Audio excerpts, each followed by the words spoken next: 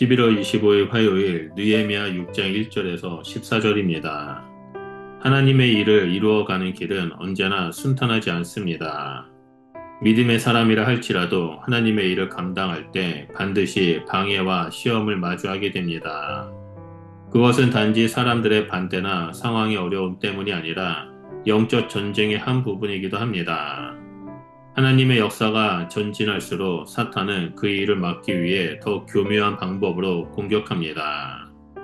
느헤미야는 예루살렘 성전 재건의 마지막 단계를 눈앞에 둔 상황에서 이런 영적 전쟁의 절정에 서 있었습니다.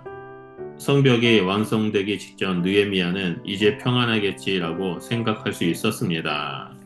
그러나 바로 그때 사탄의 방해는 더 치밀하고 집요하게 다가왔습니다. 사탄은 때로 직접적인 공격이 아니라 유혹과 거짓, 그리고 겉으로 보기에 선한 제안으로 접근합니다. 하지만 느헤미야는 흔들리지 않았습니다. 그는 모든 상황을 하나님의 시각으로 보고 기도로 대응하며 끝까지 사명을 완수했습니다. 오늘 우리도 교회의 사역, 가정의 믿음의 싸움, 그리고 세상 속의 신앙생활 가운데 비슷한 상황을 겪습니다. 세상은 우리의 걸음을 멈추게 하려 하고 때로는 마음속에 피곤함과 타협의 생각을 심어줍니다. 그러나 하나님의 사람은 내가 지금 하는 일은 큰일이다라는 믿음의 확신으로 서야 합니다. 오늘 본문은 그 확신의 본을 보여줍니다.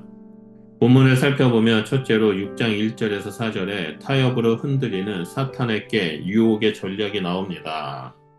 산발락과 도비야, 게셈은 느헤미야에게 여러 차례 회담을 제안합니다.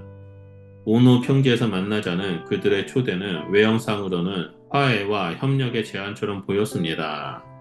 그러나 그 속에는 분명한 함정이 숨어 있었습니다. 그들은 느헤미야를 외딴 곳으로 유인해 제거하려는 의도를 가지고 있었습니다. 느헤미야는 단번에 그들의 계략을 분별하고 내가 이제 큰 역사를 하니 내려가지 못하겠노라 라고 대답합니다. 여기서 느헤미야의 지혜를 볼 수 있습니다. 그는 인간적인 호기심이나 외계적 이익을 따르지 않았습니다. 하나님의 일을 우선시했기에 사탄의 유혹에 넘어가지 않았습니다. 사탄은 종종 선한 일, 평화로운 제안, 타협적인 해결책으로 우리를 속입니다. 하지만 그 이면에는 하나님의 일을 멈추게 하려는 의도가 있습니다. 느헤미야는 자신에게 주어진 사명의 크기를 잊지 않았습니다. 나는 지금 큰일을 하고 있다 이 한마디가 그를 흔들림 없이 지켜주었습니다. 오늘 우리의 신앙에서도 신앙의 타협, 세상의 인정, 인간관계의 압박이 우리를 시험할 때 우리는 반드시 스스로 물어야 합니다. 느헤미야처럼 명확한 기준과 분별력을 가질 때 우리는 유혹을 이길 수 있습니다. 둘째로 6장 5절에서 9절에 명예와 두려움을 이용한 공격이 나옵니다. 산발락은 느헤미야의 단호함을 꺾기 위해 새로운 전략을 씁니다. 그는 공개 서한을 보내 느헤미야가 왕이 되려 한다, 유다 백성을 선동해 반역을 깨하고 있다라는 거짓 소문을 퍼뜨립니다. 사람들은 이런 말을 들으면 금세 마음이 흔들리기 마련입니다. 지도자의 명예를 훼손하면 그를 따르는 사람들의 신뢰를 무너뜨릴 수 있기 때문입니다. 하지만 느헤미야는 그 거짓 소문에 일일이 대응하지 않았습니다. 그는 단 한 문장으로 이는 네가 지어낸 것이니 그런 일이 없느니라 라고 응수합니다. 그리고 즉시 하나님께 하나님이여 이제 내 손을 힘있게 하옵소서 라고 기도합니다. 이것이 진정한 영적 지도자의 태도입니다. 세상은 우리의 평판을 공격할 수 있습니다. 그러나 명예보다 더 중요한 것은 하나님의 신뢰입니다. 느헤미야는 사람들과 논쟁하지 않았습니다. 그는 하나님께 마음을 쏟았습니다. 사람의 입보다 하나님의 손에 더 집중했습니다.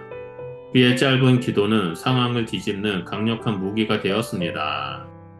우리도 억울함과 오해 속에 놓일 때 사람을 설득하려 애쓰기보다 하나님께 손을 들어 하나님 내 손을 힘있게 하소서라고 기도해야 합니다. 이 한마디가 세상의 두려움을 물리치는 믿음의 기도입니다.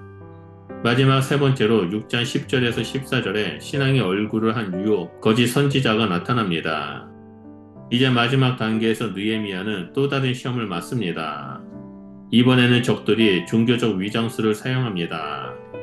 스마야라는 자가 나타나 경건한 얼굴로 오늘 밤 그들이 당신을 죽이려 하니 성전 안으로 피하십시오라고 말합니다. 겉보기에는 신앙적 조언 같았지만 그 속에는 하나님을 불신하게 하는 함정이 있었습니다. 느헤미야가 성전으로 도망가면 백성들은 그를 두려움에 사로잡힌 사람으로 보았을 것입니다. 느헤미야는 곧바로 그 의도를 간파하고 나 같은 자가 도망하랴 나 같은 자가 성전에 들어가 생명을 보존하겠느냐 들어가지 않겠노라 라고 말합니다. 그는 하나님을 믿는 사람은 결코 두려움으로 움직이지 않는다는 사실을 선언했습니다. 그 순간 그는 스마야가 하나님께로부터 온 선지자가 아님을 분별합니다. 그는 하나님을 믿는 척하며 사람을 속이는 거짓 선지자였습니다. 오늘날에도 신앙의 얼굴을 한 유혹은 여전히 존재합니다. 신앙의 언어를 사용하지만 그 중심에는 인간의 이익과 욕심이 자리 잡고 있습니다. 느헤미야는 하나님이 보내셨는가라는 기준으로 판단했습니다. 하나님의 사람은 상황보다 말씀의 기준으로 결정을 내립니다.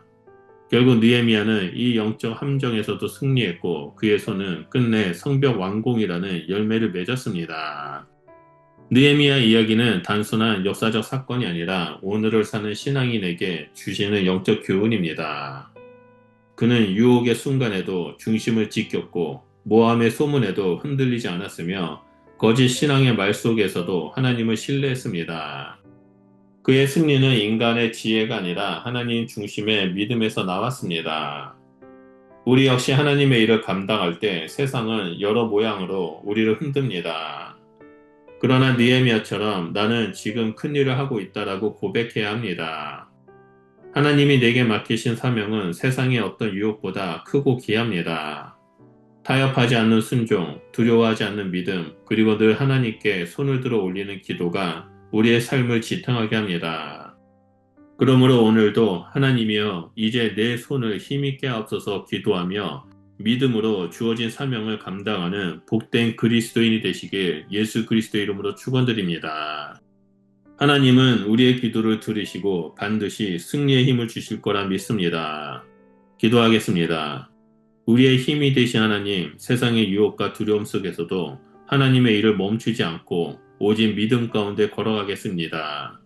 그러하오니 느헤미야처럼 분별력과 담대함을 주시고 오직 하나님의 영광을 위해 걸어가는 저희들이 될 수 있도록 우리와 늘 함께하여 주시옵소서. 예수님 이름으로 기도드립니다. 아멘.